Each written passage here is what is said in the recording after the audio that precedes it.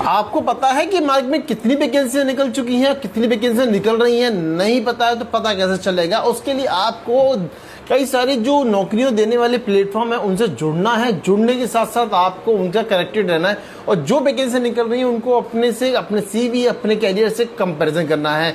अगर आपको लगता है कि आप उसके लिए अप्लाई कर सकते हैं तो दिए गए नंबर पर अप्लाई करें। हमारे प्लेटफॉर्म पर भी कई सारी वैकेंसियां निकाली गई हैं। आप हमारी पिछली वीडियो देखेंगे, अगर आप हमारे फेसबुक पेज को देखेंगे, इंस्टाग्राम पेज को देखेंगे और हमारे व्हाट्सएप ग्रुप को देखेंगे तो वहां पर आपको ये सारी इन्फॉर्मेशन मिल जाएगी।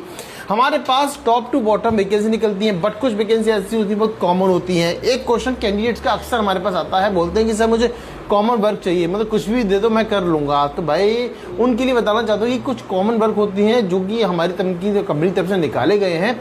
मैं आपसे रिक्वेस्ट करूंगा आके आज ही हमारी कंपनी के पेज को देखें, क्योंकि मैं 1 to 1 आपको नहीं बता पाऊंगा, इसलिए आपको हमसे जुड़ना पड़ेगा। जुड़ने के लिए आप